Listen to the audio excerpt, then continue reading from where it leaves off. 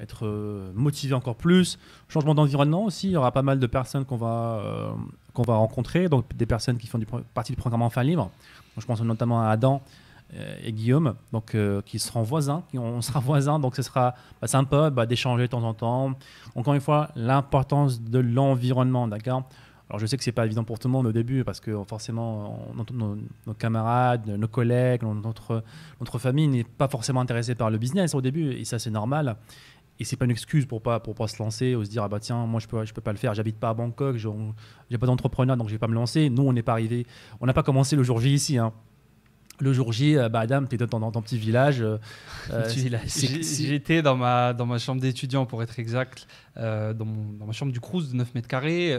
Donc il n'y avait pas beaucoup d'entrepreneurs autour de toi, quoi. Pas vraiment, hein, les sujets des étudiants, c'était pas vraiment ça du tout, hein. D'ailleurs, dans mon cercle d'amis, que ce soit proche ou éloigné, que je connais de l'enfance et tout, il n'y a personne qui a suivi cette voie-là, hein. Chacun a suivi sa voie différemment. Il faut se tracer sa propre voie, hein. Absolument, donc il ne faut pas se comparer à des entrepreneurs comme nous ou d'autres, par exemple, de dire tiens, ils sont là, ils sont à Bangkok. Parce que j'ai reçu pas mal de messages comme ça, des gens qui disaient tiens, moi, je vais économiser, je vais venir en Thaïlande et c'est là que je vais commencer à changer ma vie. Ah, c'est dangereux ça. Là, les amis, en fait, vous donnez. En fait, il y a plein de problèmes de mindset. C'est pour ça qu'on veut créer un programme de mindset. Première chose, vous donnez une excuse pour ne pas vous commencer maintenant. Vous dites tiens, je vais attendre.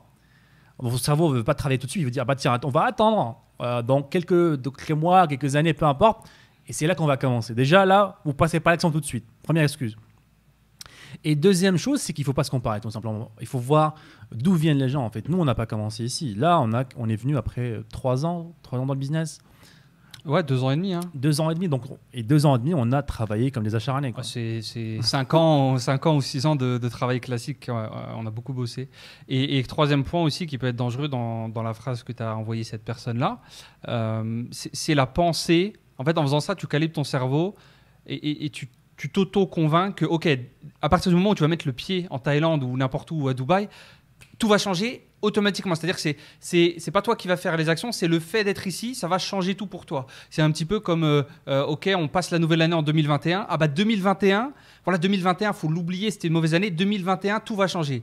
Non les amis, en soi c'est vous qui devez faire le changement en fait, et ça c'est dangereux. Je vois beaucoup de gens, voilà, dans le sport, tout le monde voit ça, nouvelle résolution cette année, ça va tout changer pour moi, machin. Non, le changement il démarre toujours de vous, quel qu'il soit, et ça démarre toujours par un petit pas, hein, tout doucement, bien entendu. On parle pas du jour au lendemain, changer d'appartement ou changer de cercle social, pas du tout, hein. Ça passe par prendre 1 heure pour soi, pour son business, pour son projet, puis 1h30, puis 2 heures, puis rejoindre un petit groupe 30 minutes le midi en ligne, puis physiquement, etc. C'est des petits pas, hein. C'est ça, donc ouais, comme je disais, en fait, on a commencé par créer des petits groupes en ligne, donc on n'était pas forcément physiquement avec les entrepreneurs, et même avec Adam, au début, on travaillait pendant 1 an. Pendant 1 an à distance.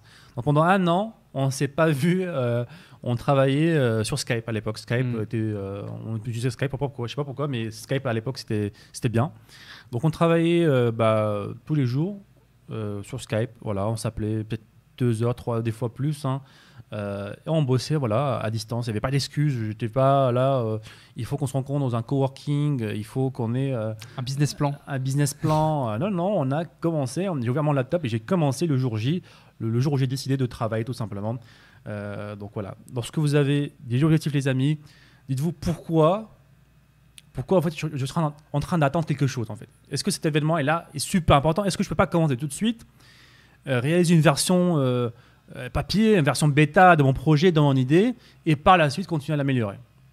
Parce que votre cerveau est très malin, parce qu'il va souvent vous donner des raisons logiques pourquoi vous devez attendre, des raisons logiques pourquoi c'est bien d'aller en Thaïlande pour commencer, pourquoi c'est bien de quitter l'école avant de commencer, pourquoi c'est bien d'avoir d'abord son diplôme pour commencer son projet. Donc il y a plein de raisons logiques qui ne sont pas du tout logiques, hein. Lorsque vous allez les décortiquer et zoomer plus sur ces raisons-là, vous allez voir que c'est des brouillards en fait. Il n'y a rien de concret, hein. C'est juste que notre cerveau ne veut pas faire le travail tout simplement parce que le cerveau humain, c'est la nature humaine en fait.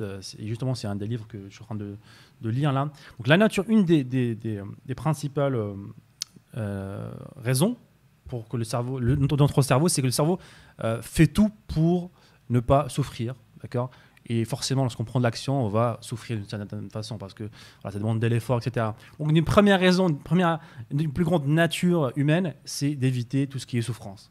Et forcément, lorsqu'on a ça comme base dans notre cerveau, bah forcément, on va procrastiner beaucoup, on ne va pas passer à l'action. Et il faut faire très, très attention à ça. Toujours se remettre en compte, se poser des questions pour le pourquoi, en fait. Le pourquoi est super important pour savoir un petit peu, voilà, aller en profondeur et voir les vraies raisons pourquoi vous ne passez pas à l'action, pourquoi vous ne faites pas les choses, pourquoi vous retardez les choses. Voilà, c'est tout un podcast qu'on peut faire sur ça. En tout cas, c'est un livre que je vous recommande vraiment. C'est le livre de Robert Greene. C'est les lois de la nature humaine. Donc moi, je l'ai en français. Donc je vais vous montrer ici. Tu l'as en anglais? Je l'ai en anglais plutôt, ouais, c'est ça. Donc Robert Greene, The Laws of Human Nature. Donc les 48 lois sont en lui. Il y a 48 lois. Et franchement, là, j'ai commencé à le lire. J'ai peut-être lu 10% du livre. C'est vraiment, il est très épais. Et franchement, je pense que tout humain sur la planète devrait lire ce livre-là parce qu'on comprend beaucoup de choses sur l'humain.